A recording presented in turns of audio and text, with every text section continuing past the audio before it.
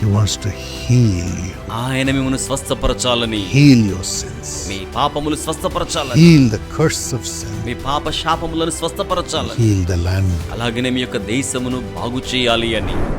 My friend, నా స్నేహితులారా, God wants to forgive all your sins. దేవుడు మీ పాపములన్నీ క్షమించగోరుచూ He ఉన్నారు. wants you to be perfect and clean before God and man. మీరు దేవుని ఎదుట, మానవుల ఎదుట లోపరహితంగా పరిశుద్ధంగా ఉండాలని కోరుతున్నారు. Today's promise is from Acts 10 and verse 43. నేటి వాగ్దాన వచనం అపోస్తల కార్యములు 10వ అధ్యాయము 43వ వచనం. Everyone who believes in Jesus receives forgiveness of sins through his name. ఆయన యందు విశ్వాసముంచు వాడెవడో వాడు ఆయన నామము మూలమున పాప క్షమాపణ పొందును. Yes. అవునండి. When Jesus went to the cross, యేసు సిలువకు వెళ్ళి ఉన్నప్పుడు, Luke 23:43, లూకాసు వార్త he 23:43, said to the thief who was nailed on his side, ఆయన ప్రక్కనే సిలువకు మేకులతో కొట్టబడి ఉన్న దొంగను చూచి ఇలా అంటున్నాడు, he said, remember me when you come into your kingdom. నీవు నీ రాజ్యముతో కూడా వచ్చినప్పుడు నన్ను జ్ఞాపకము చేసుకొనుము అని చెప్పాడు. Truly I tell you, నిశ్చయముగా నీతో చెప్పుచున్నాను, today you will be in paradise with me. నేడే నీవు నాతో కూడా పరదేశులో ఉందువని ఆయన ఆ రీతిగా ఆ యొక్క దొంగతో పలికి ఉన్నాడు, సెలవిచ్చి ఉన్నాడు. He cried out to everyone అలాగే అందరి కొరకై ఆయన మొర్రపెట్టి ఉన్నాడు. as they were అయితే వారేమో crying for his blood. ఆయన రక్తము చిందించబడ్డం కోసమై కేకలు వేస్తున్నారు. He said, Father, ఆయన అంటున్నాడు, తండ్రి, forgive these people. ఈ ప్రజలను మీరు క్షమించండి. They have nailed me to the cross. వారు నన్ను సిలువకు మేకులతో కొట్టారు. Unjustly, they have levied false accusation on me and nailed me to the cross. నా మీద అన్యాయముగా నిందారోపణలు మోపి వారు నన్ను సిలువకు మేకులతో కొట్టి ఉన్నారు. Yet, అయినప్పటికీ I pray for their forgiveness. వారి క్షమాపణ కోసమై ప్రార్థిస్తున్నాను. Forgive them, వారిని క్షమించండి, for they know not what they do. వారు ఏమి చేయుచు ఉన్నారో వారు ఎరుగరు. He overcame ఆయన అధిగమించారు, జయించారు. his death ఆయన మరణమును జయించారు by his forgiveness.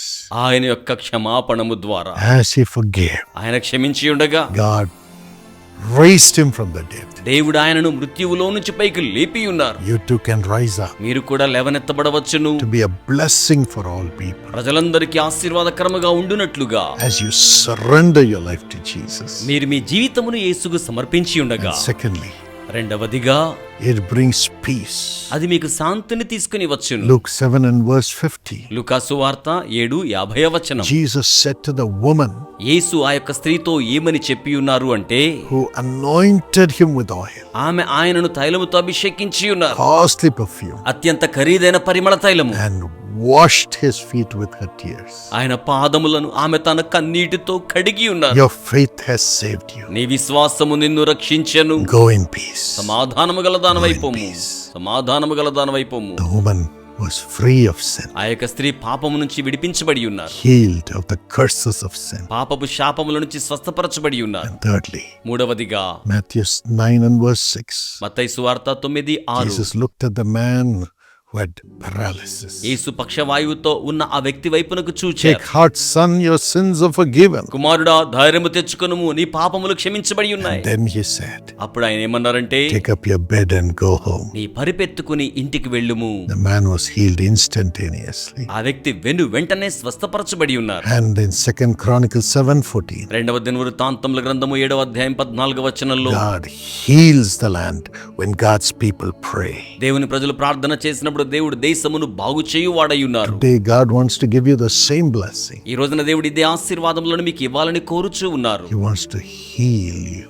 ఆయన మిమ్మల్ని స్వస్థపరచాలని, Heal your sins. మీ పాపములు స్వస్థపరచాలని, Heal the curse of sin. మీ పాప శాపములను స్వస్థపరచాలని, Heal the land అలాగనే మీ యొక్క దేశమును బాగు చేయాలి అని, and prosper your land to give you great returns. గొప్ప ప్రతిఫలమిచ్చులాగున మీ భూభాగమును బాగు చేయాలని. Father, తండ్రి, I pray these blessings upon your children. ఇటు ఆశీర్వాదమును మీ బిడ్డల మీదకు ప్రార్థిస్తున్నాను. Before they call, answer, Lord. వారు పిలవక మునిపే జవాబివ్వండి ప్రభువా. Now let these blessings flow into them. ఇప్పుడు ఈ ఆశీర్వాదములు ప్రవాహముగా వారిలోనికి Let రావాలి. there be peace. సమాధానము కలగాలి, Great provisions. గొప్ప వనరులు రావాలి, Divine understanding. దైవికమైన అవగాహన, Prosperity upon prosperity. వర్ధిల్లత వెంబడి వర్ధిల్లత. In Jesus' name. యేసు నామములో Amen. Amen. God bless you. దేవుడు మిమ్మును ఆశీర్వదించును గాక. I want you to bring blessings upon your children. అయితే మీరు మీ బిడ్డల మీదకు ఆశీర్వాదములు తీసుకుని రావాలని నేను కోరుతున్నాను. We have a wonderful plan called the Young Partners Plan for your children to be blessed. మీ బిడ్డల యొక్క ఆశీర్వాదము నిమిత్తమై అద్భుతమైన పథకం ఉన్నది, యవ్వన భాగస్తుల పథకము. Every day we pray for the young partners in the prayer tower. ప్రార్థనా గోపురంలో ప్రతిరోజు యవ్వన భాగస్తుల కోసమై ప్రార్థన చేయడం జరుగుతోంది. Through the offering that you give in the name of your child will become a blessing to millions of people. మీ బిడ్డ యొక్క పేరు మీద మీరు సమర్పించే కానుక లక్షలాది మందికి ఆశీర్వాదకరంగా ఉంటుంది. So you can support Jesus' cause కనుక మీరు యేసు పిలుచున్నాడు పరిచర్యకు సహకారం to be a అందించవచ్చు. blessing to millions of people. లక్షలాది మంది ప్రజలకు ఆశీర్వాదకరంగా ఉండవచ్చు. Enroll your child as a young partner. మీ బిడ్డలను యవ్వన భాగస్తులుగా నమోదు చేయండి. Your child get all the blessings as he or she grows up. అతడు గాని ఆమె గాని ఎదుగుతుండగా వారు సకల ఆశీర్వాదాలు పొందులాగున చేయండి. Support every month in the name of your daughter మీ యొక్క కుమార్తె పేరు మీద ప్రతి నెల సహకారం అందించండి, or son.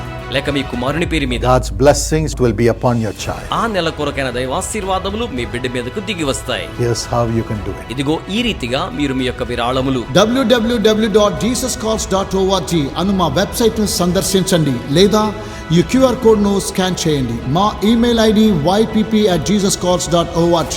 మా ఫోన్ నంబర్ 9840900477 అను మా నంబర్ను సంప్రదించండి.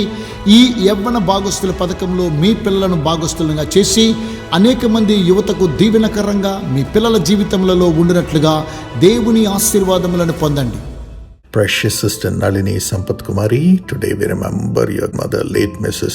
Subramaniam, on her anniversary. అమూల్యమైన సహోదరి నళిని సంపత్ కుమారి, ఈ రోజున మీ యొక్క ప్రియమైన దైవరాజ్య ప్రాప్తి పొంది ఉన్న తల్లిగారు శ్రీమతి సుబ్రహ్మణ్యం గారిని వారి యొక్క వార్షికోత్సవమున జ్ఞాపకము చేసుకొనుచూ ఉన్నాము. 2 Thessalonians 3:16, may the Lord of peace himself give you peace at all times and in every way. ప్రభు మిమ్మును అన్ని వైపుల నుంచి ఆదరించి వర్ధిల్లింప చేసి సమాధానమును అనుగ్రహించవలనని ఆకాంక్షించుచూ ఉన్నాను.